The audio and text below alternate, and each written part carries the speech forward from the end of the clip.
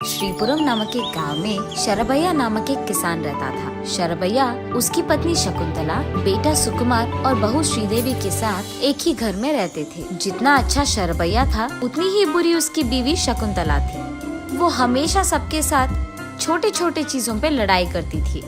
वो इतनी ढीठ थी कि घर पे भी उसका फैसला था कि सब उसी के बात सुने और इसीलिए सब पे चिल्लाती थी। शकुंतला का व्यवहार देख घर में कोई भी उसके व्यतिरेक बात ना कर पाने के कारण एकदम चुप रहते थे। हर रोज शकुंतला उसके पति और बेटे के खेत जाने के बाद उसकी बहू से वो बहुत काम करवाती थी। ऐसे ही एक दिन जब उसके पति और बेटा दोनों खेत जाते हैं, वो अपने बहू को बुलाकर, ओए बहू, आज मुझे बहुत भूख लग रही है, 5 प्रकार के व्यंजन बनकर अभी लाओ।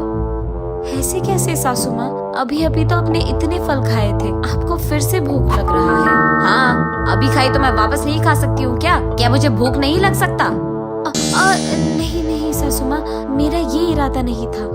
वो दरअसल। क्या बकबक कर रही हो?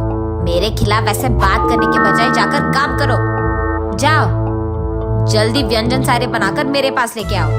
अभी के अभी 5 प्रकार के व्यंजन मैं कहाँ से बनाऊंगी सासू माँ? उस सब के बारे में सोचना मेरा काम नहीं है। हाय भगवान, अब तुम ही बचाओगे मुझे। ये कहकर वो जल्दी जल्दी वहाँ से निकलकर खाना पकाना शुरू करती है। खाना पकाने के कुछ ही देर बाद शकुंतला जोर जोर से चिल्लाने लगती है। क्या हुआ बहू, इतनी देर लगा रही हो? खाना जल्दी लेकर आओ, मुझे बहुत भूख लग रहा है। जी सासू माँ, आ रही हूँ।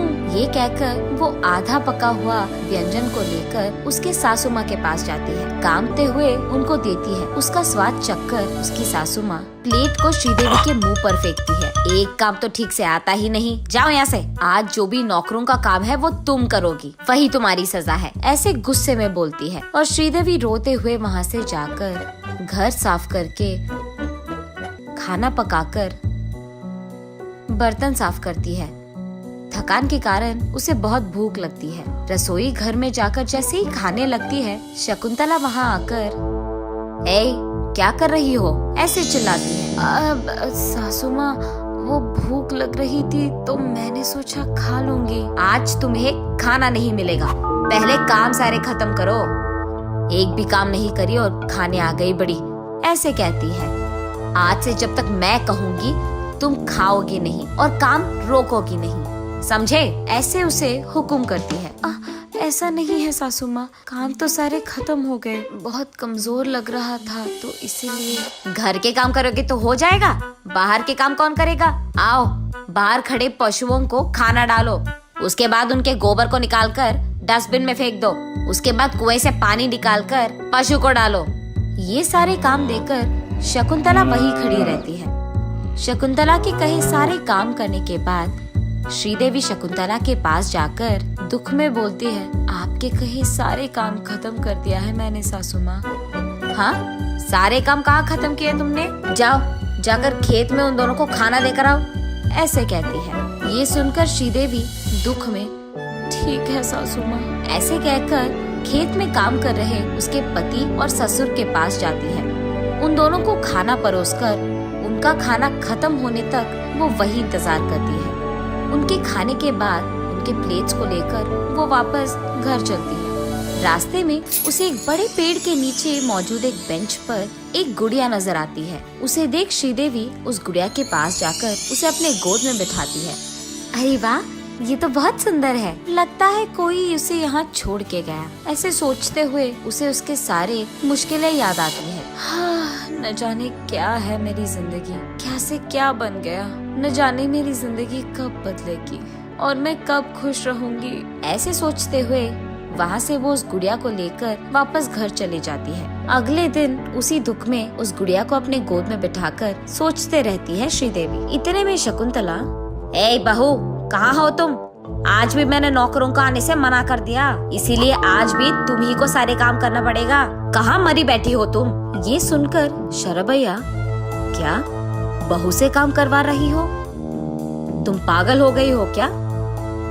क्या हुआ जी, आवाज ऊंची हो रही है आपकी? दुख हो रहा है कि आपको मैंने काम नहीं बोला? आपको भी बोल दूं? नहीं नहीं शकुंतला, मेरी बात तो सुनो। घर के नौकरों को आने से मना करके बहू से ये सारे काम करवाना अच्छा नहीं लग रहा है। किससे क्या काम करवाना है ये मुझे बहुत अच्छी तरह से पता है। आपको सलाह देने की कोई जरूरत नहीं है। जाओ, जाकर खेती करो, वरना चुपचाप यही बैठ जाओ, ऐसे कहती है। उसकी बातों के व्यतिरिक्त बात ना कर पाने के कारण शरभैया चुपचाप वही बैठ जाता है। इतने में गुड़िया को लेकर श्रीदेवी वहाँ आती है। क्या हुआ सासू माँ, आपने बुलाया? ऐसे कहती है। घर के सारे काम छोड़कर ऐश कर रही हो?